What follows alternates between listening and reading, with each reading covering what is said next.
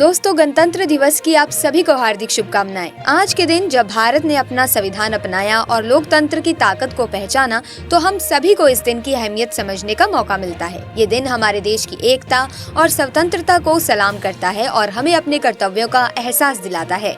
सो आइए हम सब मिलकर इस खास दिन को खुशी और गर्व के साथ मनाएं और देश की तरक्की के लिए अपने योगदान का संकल्प लें। जय हिंद। देश विदेश में चल रही दिन भर की ताज़ा खबरें, खेल, मनोरंजन और हर क्षेत्र से संबंधित खबरें जानने के लिए जुड़ जाएं दोस्तों हमारे साथ। आज के इस वीडियो के अंत तक जानेंगे दोस्तों हर वो खबर जो देश में सनसनी पैदा कर रही है। तो चलिए बिना वक्त ज़ाया किए शुरू करते हैं आज की ये दिलचस्प वीडियो। प्रधानमंत्री नरेंद्र मोदी ने बिहार के पूर्व मुख्यमंत्री कर्पूरी ठाकुर की जयंती पर उन्हें श्रद्धांजलि दी। मोदी जी ने सोशल मीडिया पर लिखा कि कर्पूरी ठाकुर ने अपनी पूरी जिंदगी सामाजिक न्याय के लिए समर्पित कर दी और इस दिशा में कई महत्वपूर्ण कदम उठाए। उन्होंने ये भी कहा कि कर्पूरी ठाकुर का जीवन और उनके आदर्श हमेशा देश की हर पीढ़ी को प्रेरित करते रहेंगे। वहीं देश में कई दवाइयों की क्वालिटी ठीक नहीं पाई गई दोस्तों। नवंबर 2024 के आंकड़ों के मुताबिक 135 दवाइयों को अलग अलग कंपनियों ने बनाया, लेकिन जब उनके नमूनों की जांच की गई तो वे गुणवत्ता के मानकों पर खरे नहीं उतरे। इस बारे में स्वास्थ्य और परिवार कल्याण मंत्रालय ने जानकारी दी है कि इन दवाइयों की जांच में ये बात सामने आई है। साथ ही बता दें कि दिल्ली में विधानसभा चुनाव की तारीख 5 फरवरी के पास आते ही सभी राजनीतिक पार्टियां मतदाताओं को लुभाने के लिए पूरी कोशिश कर रही हैं। बीजेपी, आम आदमी पार्टी और कांग्रेस के नेता अब रैलियां निकालने और घर घर जाकर अपने उम्मीदवारों के लिए प्रचार कर रहे हैं। उत्तराखंड के मुख्यमंत्री पुष्कर सिंह धामी भी दिल्ली के नई दिल्ली विधानसभा क्षेत्र में एक रैली करने वाले हैं। साथ ही बता दें कि रक्षा मंत्री राजनाथ सिंह ने दिल्ली में एक नई निगरानी प्रणाली संजय लॉन्च की। इस प्रणाली से युद्ध के मैदान में पारदर्शिता बढ़ेगी, यानी कि ट्रांसपेरेंसी बढ़ेगी और इसके एडवांस सेंसर भविष्य के युद्धों का बेहतर चित्र दिखाने में मदद करेंगे। ये सिस्टम इस साल मार्च से 3 चरणों में भारतीय सेना में शामिल किया जाएगा।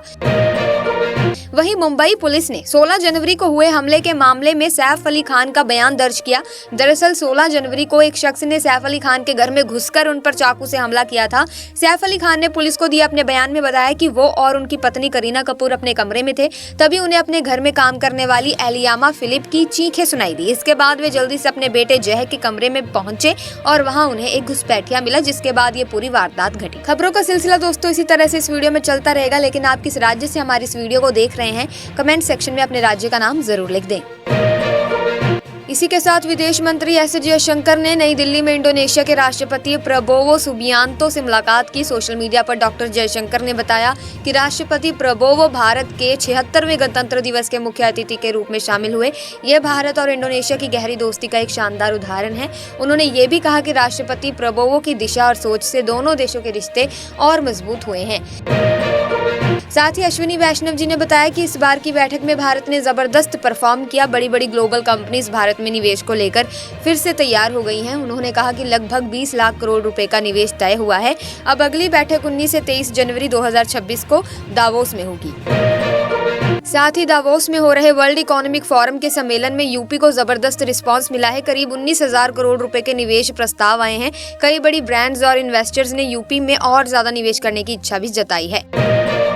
इसी के साथ वित्त मंत्री निर्मला सीतारमण ने हलवा सेरेमनी में हिस्सा लिया। इसके साथ ही बजट 2025 और 26 को फाइनल करने का प्रोसेस शुरू हो गया।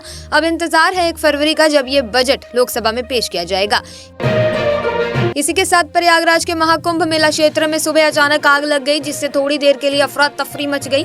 राहत की बात यह है कि आग पर वक्त रहते काबू पा लिया गया और किसी बड़े नुकसान की खबर नहीं है। ये आग सेक्टर 2 के पास लगी, जहां मेले की ओर जाने वाली मेन रोड पर खड़ी 2 गाड़ियां, एक आर्टिगा और दूसरी वेन्यू कार जलने लगी। मौके पर फायर ब्रिगेड की टीम तुरंत पहुंच गई और आग को बुझा दिया गया। इस दौरान ट्रैफिक को कुछ देर के लिए रोक दिया गया।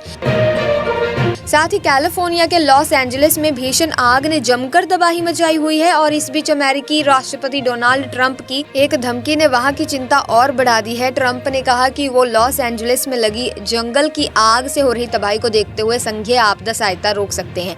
अब ये बयान आग से जूझ रहे कैलिफोर्निया के लिए और मुश्किलें खड़ी कर रहा है। साथ ही कर्नाटक के मुख्यमंत्री सिद्धारमैया को लेकर एक बड़ी खबर आ रही है। MUDA स्कैम केस में उनकी याचिका पर कर्नाटक हाईकोर्ट में सुनवाई होनी है। फिलहाल उनकी परेशानियां कम होने का नाम नहीं ले रही हैं। हाईकोर्ट ने MUDA घोटाले में लोकायुक्त की जांच पर लगी रोक हटा दी है। अब लोकायुक्त सीधे उनके खिलाफ इस घोटाले की जांच शुरू करेगा। मामला उनके लिए और पेचीदा होता दिख रहा है। वहीं अमेरिका ने अपनी दक्षिण सीमा पर अवैध इमिग्रेशन रोकने के लिए 1500 जवान तैनात किए हैं। इनमें 500 मरीन और 1000 सैनिक शामिल हैं। व्हाइट हाउस ने सोशल मीडिया पर एक वीडियो शेयर किया जिसमें दिखाया गया कि अमेरिकी टैंक, हेलीकॉप्टर और सैनिक सीमा पर तैनात हो रहे हैं। ये कदम इमिग्रेशन को कंट्रोल करने के लिए उठाया गया है।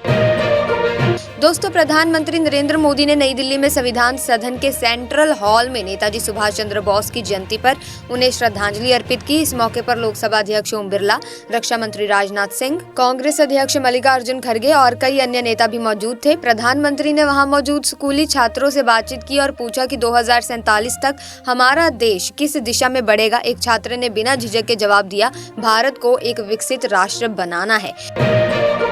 वहीं minister of electronics and information technology Ashwini Vaishnav ने बताया कि अब भारत स्मार्टफोन के एक्सपोर्ट में दुनिया में दूसरे नंबर पर आ गया है। उन्होंने सोशल मीडिया पर एक लेख साझा किया जिसमें उन्होंने बताया कि प्रोत्साहन योजना की वजह से global competitiveness, skill development and job creation की रफ्तार तेज हुई है।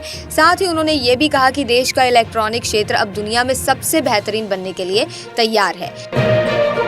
वहीं सुप्रीम कोर्ट ने बैंकों के खिलाफ एक कड़ा कदम उठाया है जो बिना सही टाइटल सर्च रिपोर्ट के संपत्ति से जुड़े लोन दे रहे थे। कोर्ट ने भारतीय रिजर्व बैंक से ये कहा कि वो इस मामले में एक मानक और व्यवहारिक तरीका तैयार करे ताकि लोन देने से पहले टाइटल सर्च रिपोर्ट की जांच की जा सके। वहीं आम बजट अब कुछ ही दिन दूर है। 1 फरवरी को वित्त मंत्री निर्मला सीतारमण देश का बजट पेश करने वाली है और इस बार टैक्स पेयर्स को खास उम्मीदें हैं। करदाता लंबे समय से टैक्स फ्री इनकम को बढ़ाने की मांग कर रहे हैं क्योंकि महंगाई लगातार बढ़ रही है, लेकिन टैक्स फ्री इनकम का दायरा जस का तस बना हुआ है। फिलहाल 7.75 लाख रुपए तक की इनकम पर कोई टैक्स नहीं लगता, लेकिन अब लोगों का कहना है कि इसे बढ़ाकर 10 लाख रुपए किया जाए।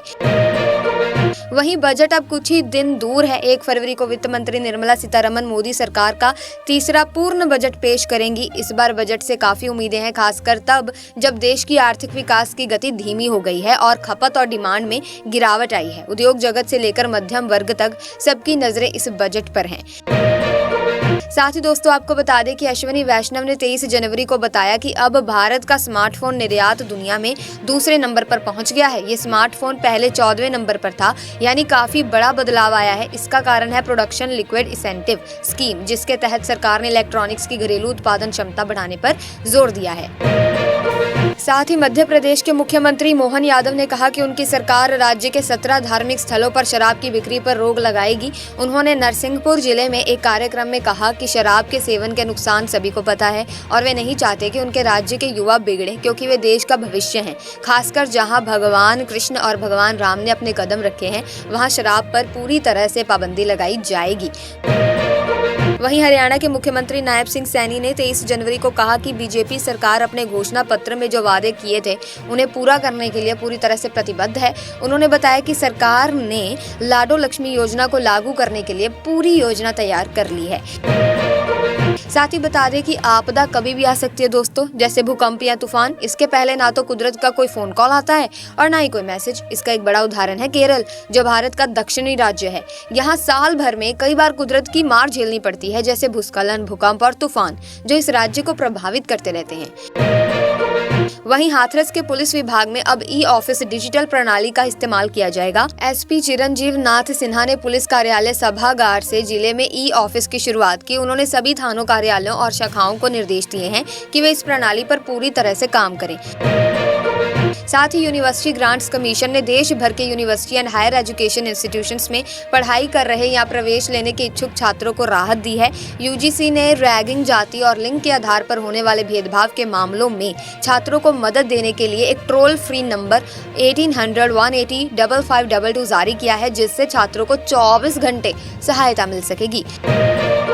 शेयर बाजार से कमाई का चस्का अब और बढ़ता जा रहा है और ये आंकड़े खुद बता रहे हैं कि अब तक 11 करोड़ लोग शेयर बाजार से कमाई कर रहे हैं। नेशनल स्टॉक एक्सचेंज के मुताबिक उनके पंजीकृत निवेशकों की संख्या 11 करोड़ को पार कर चुकी है और इसमें से 1 करोड़ पंजीकरण सिर्फ पिछले 5 महीनों में हुए हैं। ये बताता है कि लोग शेयर बाजार में निवेश करने के लिए ज्यादा दिलचस्पी रख रहे हैं। वहीं इस बार 26 जनवरी को गणतंत्र दिवस परेड में DRDO अपनी झांकी रक्षा कवच पेश करेगा। ये झांकी बहुस्तरीय सुरक्षा और बहुक्षेत्रीय खतरों से रक्षा के थीम पर आधारित होगी और इसमें दिखाया जाएगा कि भारत की रक्षा तकनीक में कितनी प्रगति हुई है और हम राष्ट्रीय सुरक्षा को कैसे मजबूत कर रहे हैं। इसी के साथ केंद्रीय कैबिनेट ने हाल ही में राष्ट्रीय स्वास्थ्य मिशन की पिछले 3 साल की प्रगति की समीक्षा की। इस समीक्षा के आधार पर ये उम्मीद जताई गई है कि 2030 से पहले ही तत्व विकास के लक्ष्य पूरे कर लिए जाएंगे। केंद्रीय मंत्री पीयूष गोयल ने बताया कि इस मिशन ने स्वास्थ्य के क्षेत्र में ऐतिहासिक बदलाव लाया है। साथ ही राहुल गांधी मादीपुर में एक रैली करने जा रहे हैं। दिल्ली विधानसभा चुनाव को लेकर राजनीति गरमाई हुई है। बीजेपी, आम आदमी पार्टी और कांग्रेस सभी चुनाव प्रचार में लगे हुए हैं। सो ऐसे में आज की वीडियो में बस इतना ही। आई होप वीडियो आपको इन्फॉर्मेटिव लगी होगी। अगर हाँ तो आप इस वीडियो को लाइक करें, शेयर करें, चैनल को सब्सक्राइब करके बेल आइकन को प्रेस कीजिए ताकि नए वीडियोस की अपडेट आपको मिलती रहे। मिलेंगे जल्द ही, तब तक के लिए थैंक्स फॉर वॉचिंग।